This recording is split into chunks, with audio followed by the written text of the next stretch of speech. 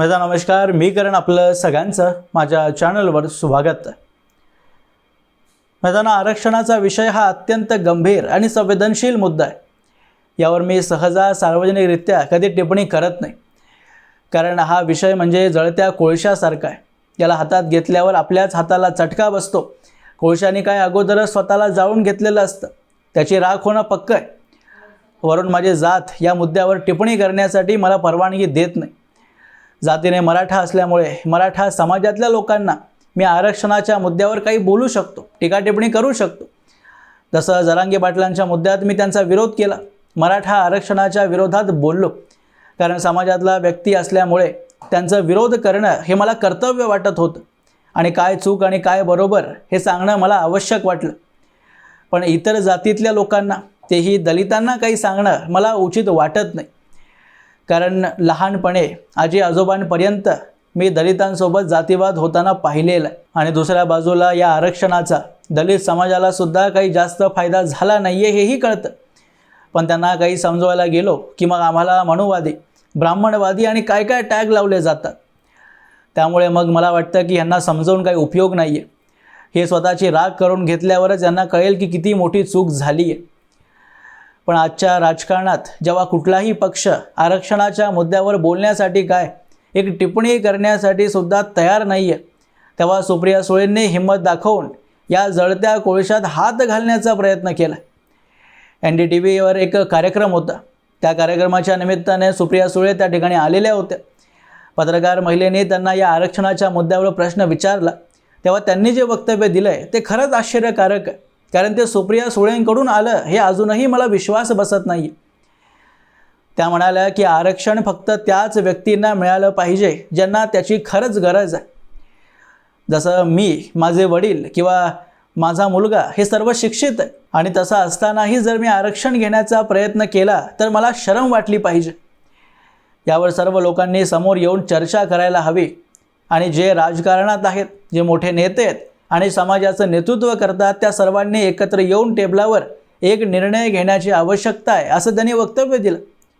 तुम्ही ऐकलं नसेल तर तो व्हिडिओ एकदा पाहून घ्या. Should there be reservation? You asked me specific about reservation. Reservation has to be for people who really need it, like me.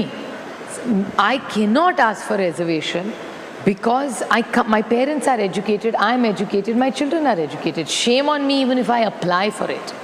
It's for somebody who probably back of beyond, parents did not have education and they needed that. So let's all have a discussion. Let's ask every stakeholder of this country what he or she think about it, and let's have an open debate on it. We need to have a debate in colleges, in society, at every platform, and let's all debate it. Supriya सुळेंनी या वक्तव्यात ST, ST, OBC किंवा कुठल्याही जातीचं नाव घेतलं नाही.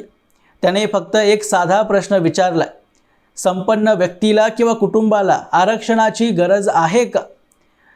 आता या वक्तव्याचं वेळ पाहून खरं तर मराठा समाजाला जास्त दुःखी व्हायला पाहिजे होतं, कारण त्यांना असं वाटू शकत होतं की संपन्न असूनही आरक्षण घेण्याचा टोमणा त्यांच्यासाठी सुप्रिया सुळेंनी मारलेला आहे.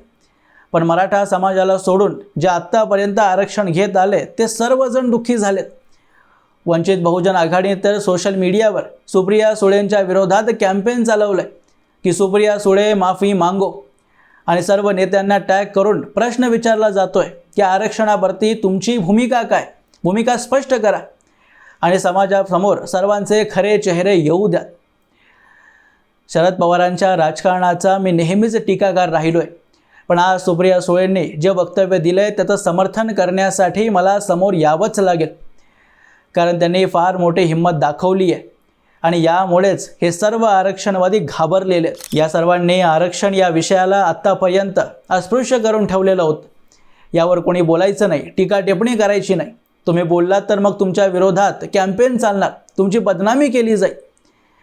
यांचे मतं मिळवण्यासाठी राजकीय पक्षसुद्धा वोट बँकमुळे यावर कधी बोलण्यासाठी तयार नव्हतेच. पण आता खासदारच नाही तर स्वतः शरद पवारांची कन्या म्हणजे सुप्रिया सुळेंनीच आरक्षणाच्या विरोधात वक्तव्य केलेलं आहे, आणि त्यामुळेच यांच्या बुडाखाली आग लागलेली आहे.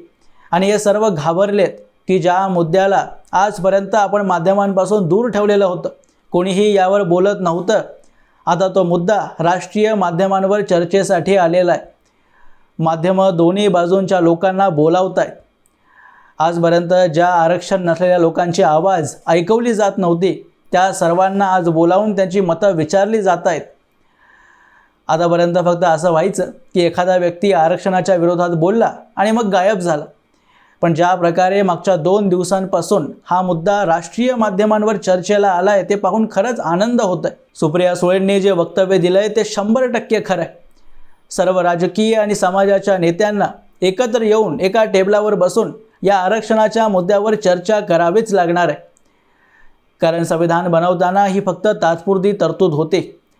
आंबेडकरांनी याची मुदत सुरुवातीला तर फक्त 10 वर्ष ठेवले होते. त्यानंतर सरकारने किंवा राजकीय पक्षांनी आपल्या वोट बँकसाठी जोपर्यंत जातीवाद आहे तोपर्यंत आरक्षण राहणार अशी घोषणा करून टाकली. म्हणजे आरक्षण आहे तोपर्यंत जातीवाद जाणार नाही आणि जातीवाद जाणार नाही तोपर्यंत आरक्षण राहणार. म्हणजे या दोन्ही गोष्टी कधीच जाऊ नये याची तरतूद राजकीय पक्षांनी करून टाकली. सुरुवातीला आरक्षणाची मुदत वाढवणं हे माझ्या मते बरोबरसुद्धा होतं. कारण माझी पिढी सोडली त्या अगोदरची पिढी म्हणजे काका काकी आई बाबा यांच्यातसुद्धा त्यांच्या मागच्या पिढीपेक्षा कमी जातीवाद असला तरी आहे. आणि मग त्याला संपवण्यासाठी त्या आरक्षणाची मुदत वाढवणं कदाचित तो निर्णय बरोबर असेल. पण आता आमची पिढी ज्याला आपण जेन झी म्हणतो यांच्यामध्ये जातीवाद नाहीच आहे. मला 10वीपर्यंत हे माहीतच नव्हतं की माझा परम मित्र, त्याचं नाव मी घेणार नाही, तो दलित आहे. मला फक्त एवढंच कळायचं की तो भगवान बुद्धाची पूजा करतो. पण ते कळाल्यानंतरही किंवा ते कळण्याच्या अगोदरही आमच्या मैत्रीमध्ये आमच्या कौटुंबिक संबंधांमध्ये कधीच काही भेदभाव फरक नाही आला. चांगले संबंध आताही आहेतच. आणि हीच तर मूळची समस्या आहे ज्यामुळे आरक्षणाच्या मुद्द्यावर इतकी भांडणं होत आहेत. पूर्वी तथाकथित उच्च जातीय लोकांकडे मोठ्या प्रमाणात जमिनी आणि संपत्ती होती. त्यामुळे दलितांना आरक्षण मिळाल्यावर त्या विषयात त्यांना काही जास्त आपुलकी वाटली नाही. आणि ज्या दलितांना आरक्षण मिळालं त्यातलाही काही सर्व कुटुंबांचं भलं झालं नाही आहे. काही कुटुंबांना मदत मिळाली, ते उच्च पदावर गेले. पण जे आजही कुटुंब सडत आहेत त्या कुटुंबांना सडवण्याचं काम त्या वरती गेलेल्या दलित कुटुंबांचंच आहे. जे आज मराठा समाजाचं झालं आहे तेच परिस्थिती दलित आणि सर्व जातींमध्ये आहे. आता मराठा समाजातल्या मुलांचं किंवा ज्यांना आरक्षण नाही आहे त्या सर्वच जातींमधल्या मुलांची परिस्थिती आज अशी झाली आहे की संपत्ती वाढली नाही, पण कुटुंबाचं विस्तार इतकं झालं आहे की संपत्ती वाटत वाटत एका व्यक्तीकडे आज इतकी कमी संपत्ती उरली आहे की त्यावर आपलं कुटुंब चालवणं त्याच्यासाठी शक्य राहिलेलं नाही आहे. आणि मग जे आमच्यासारखी तिसरी पिढी आहे, जेन झी ज्याला म्हणतात, त्यांना मग असे प्रश्न पडायला लागलेत की आम्ही तर जातीवाद मानतच नाही. माझा मित्र दलित आहे, त्यातले काही मित्र ओबीसी आहेत, काही दुसऱ्या जातीचं आहे. आम्ही सगळे मिळून बसतोय, राहतोय, खातोय, पितोय. मग आमच्या जातींकडे बघून फक्त त्या दलित आणि ओबीसी व्यक्तीलाच आरक्षण का मिळतंय हे प्रश्न त्याच्या मनात उद्भवत आहे. परंतु भारतात जे मोठ्या प्रमाणात खाजगीकरण सुरू झालं आहे त्यामुळे खाजगी कंपन्या भारतात येत आहेत. मोठमोठ्या इमारती उभारल्यानंतर त्यात नोकरी ही जातीवर नाही तर त्या व्यक्तीची प्रतिभा पाहिल्यानंतर दिली जाते. सरकारी नोकऱ्याही जास्त उपलब्ध नाही आहेत. त्यामुळे दलित समाज असेल, मराठा समाज असेल किंवा ओबीसी असेल, त्या सर्वांमधला जो युवा वर्ग शिक्षित नाही आहे किंवा ज्याला आर्थिक परिस्थितीमुळे शिकता आलं नाही आणि ज्ञान नसल्यामुळे त्याला याविषयी चिंता होते आणि मग त्याला वाटतं की सरकार फक्त आपल्या जातीवरच अत्याचार करते. ज्या जातींना आरक्षण मिळालं आहे त्यांच्याप्रती त्याच्या मनात द्वेष निर्माण व्हायला लागतो. त्याला हे समजून घेण्यासाठी किंवा कळण्यासाठी तितकी अक्कलच नसते, शिक्षण मिळालेलं नसतं की ज्या जातींना आरक्षण मिळाले त्यातलेही बहुतेक हे तुमच्यासारखेच गरिबीत खितपत पडलेले आहेत. आरक्षण मिळालं, त्यांची जात आरक्षणामध्ये आली म्हणजे काही चमत्कार घडलेलं नाही आहे. शेजारी एखादं प्रकरण बघितलं की मला जास्त मार्क मिळालेत तरीही कमी मार्क मिळालेल्या व्यक्तीला आरक्षण असल्यामुळे ॲडमिशन मिळालं. कुठेतरी सोशल मीडियावर त्यांनी वाचलं की त्याच्या मनात ठिणगी पेटते किंवा आम्हालाही आमच्या जातीलाही आरक्षण पाहिजे. आणि अशाच विचारांतून मराठा आरक्षणासारखी एक प्रकरण वरती येतं. आता मराठा समाजाने कितीही मोठी आंदोलनं आरक्षण मिळवण्यासाठी उभी केली असतील तरी सरकारने त्यांना अजूनही सरसकट आरक्षण दिलेलं नाही आहे. आज जरांगे पाटलांच्या नशेत सर्व मराठा समाज मंत्रमुग्ध झालेला आहे की आम्हाला आरक्षण मिळालं आहे, सर्वांना आरक्षण मिळणार आहे. पण कालांतराने त्यांना सत्य परिस्थिती कळेल, जेव्हा कुटुंब अजून वाढतील आणि गरिबी इतकी चरमसीमेवर जाऊन पोहोचेल, जर तुम्हाला शिक्षण मिळालं नाही तर रस्त्यावर उतरणारी यांचीच पिढी असणार आहे. ती 5वी 6वी किंवा 7वी पिढी असेल. पण रस्त्यावर उतरून या आरक्षण पद्धतीच्या विरोधात हिंसा पेटवण्यासुद्धा हे लोक मागे राहणार नाही. आणि मग ज्यांना आज आरक्षण मिळतं आहे त्या दलित, ओबीसी आणि ज्या ज्या जाती येतात त्या जर मराठ्यांना त्यावेळी समजवायला गेल्या की तुमच्या पूर्वजांनी आमच्यासोबत जातीवाद केला होता आणि त्याची भरपाई म्हणून आज आम्हाला आरक्षण मिळतं आहे, तर त्या सर्व गोष्टी माझ्यासारखे मराठा समाजातले थोडे शिक्षित ज्ञानी लोक ऐकून घेतील. पण 100 पैकी फक्त आमच्यासारखे 2 असतील. बाकी 98 लोकांच्या गर्दीला तुम्ही कसा आवरणार आहात?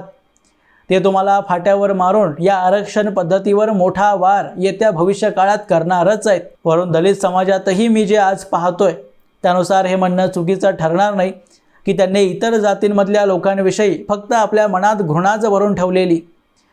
त्यांना वाटते की आजही ब्राह्मण आणि इतर उच्च जातीय लोक आम्हाला डावलण्यासाठी, त्यांचे हक्क मारण्यासाठीच उभे आहेत. त्यांना हे कधी कळणार मला समजत नाही आहे की आमच्यासारखे तथाकथित उच्च जातींमधल्या तरुण लोक पुढे येऊन जातीचा निषेध करतायत. पण दलितांमधले तरुण कधी समोर येणार आहेत की आम्ही जाती आज विसरलेलो आहे? बाबासाहेब आंबेडकरांसोबत जे एकेकाळी घडलं ते चुकीचंच होतं, त्याचं मी समर्थन करणार नाही. आणि मी त्या लोकांमधला नाही आहे की भारतात कधी जातीवादच नव्हता, जातीवाद सगळं काल्पनिक आहे आणि ब्रिटिशांनी तयार केलेलं आहे, अशा मूर्खपणाच्या गोष्टी मी बोलणार नाही. जातीवाद होतं हे मी स्वीकार करायला तयार आहे. आमच्या पूर्वजांनी अपराध केलं हे सुद्धा मी मान्य करतो. पण त्या पूर्वजांची फळं अजून किती पिढ्यांना भोगावी लागणार याचा निर्णय घ्यावाच लागणार आहे. कारण बाबासाहेब आंबेडकरांना जेव्हा हे सर्व गोष्टी सहन कराव्या लागल्या तेव्हा लगेच त्यांनी हिंदू धर्माविषयी घृणा पसरवायचं काम नाही केलं. सुरुवातीला धर्मातल्या विकृती दूर करण्याचा प्रयत्न केला. जातीवाद असेल, अस्पृश्यता असेल, हे सर्व दूर करून समाज एक कसा राहील यासाठी प्रयत्न केले. पण ज्या दिवशी चौदार तळ्याचं प्रकरण घडलं त्यानंतरच हे सर्व प्रयत्न बंद करून त्यांनी हिंदू धर्माच्या विरोधात वक्तव्य द्यायला सुरुवात केली. पण त्यातही सावरकरांसारख्या अनेक ब्राह्मण जातीतल्या लोकांनी त्यांना अनेक प्रकारे मदत केलेली आहे. अनेक लोकांनी आजपर्यंत सावरकर आणि आंबेडकरांमध्ये झालेला पत्रव्यवहार वाचण्याचा प्रयत्नही केलेला नाही आहे. तो वाचल्यानंतर कदाचित तुमच्या मनातल्या बहुतेक या भ्रांती ज्या आहेत त्या दूर होऊ शकतात. त्या सर्वांना एक गोष्ट माहिती होती, ते सावरकर असतील, आंबेडकर असतील, सर्वांना हे माहिती होतं की येणाऱ्या भविष्य काळात भारतासमोर सर्वात मोठी समस्या जी असणार आहे ते इस्लामिक कट्टरवाद असणार आहे. कारण सर्वांनी एकच प्रश्न हिंदू समाजाला विचारलेला होता की ज्या चौदार तळ्यात तुम्ही मुसलमानांना, ख्रिश्चन लोकांना पाणी पिण्याचा अधिकार देताय, मग आपल्याच रक्ताच्या दलित बांधवांना तलावाचं पाणी पिण्याला बंदी घालणारे तुम्ही कोण आहात? स्वातंत्र्य मिळाल्यानंतर काही राजकीय पक्षांनी, काही नेत्यांनी आपलं राजकारण करण्यासाठी दलितांना हिंदूंपासून वेगळं करण्याची रणनीती आखलेली होती. त्यांना सांगण्यात आलं की दलितांचा धर्म हा हिंदूंपेक्षा वेगळा आहे. त्यांचा धर्म म्हणजे बौद्ध. उलट हिंदू जे आज देवी देवतांची पूजा करतात ते सुद्धा एकेकाळी बौद्धच होते. पूर्ण भारत हा बौद्धमय होता. इतिहास वामपंथींनी असा लिहिला की ब्राह्मण जातीने फक्त दलितांवर अत्याचार केले आणि दलितांवरच नाही तर सर्व जातींना उपेक्षित ठेवण्याचं काम ब्राह्मणांनी केलेलं आहे. जर या इतिहासात जराशीही सत्यता असती तर ख्रिश्चन मिशनरी फ्रान्सिस झेवियर, ज्याच्या नावावर आज मुंबई, बंगळुरूमध्ये मोठमोठे विश्वविद्यालय, शाळा आहेत, त्याने असं लिहिलं नसतं की या देशात जर ब्राह्मण नसते तर मी या संपूर्ण देशाला ख्रिश्चन बनवलं असतं. म्हणजे तो आपल्याला सांगतोय की भारताला ख्रिश्चन होण्यापासून ब्राह्मणाने वाचवलं. आणि मी ब्राह्मण म्हणजे त्या जातीवादी ब्राह्मणांविषयी नाही बोलत आहे, जे खरंच ज्ञानी होते, ज्यांना वेद पुराण याविषयी माहिती होतं, त्या ब्राह्मणांविषयी इथे चर्चा सुरू आहे. आणि हा इतिहास ज्या वामपंथी इतिहासकारांनी आजपर्यंत आपल्यापासून लपवून ठेवला होता तो इंटरनेट युगामुळे हळूहळू करून वरती येतोय.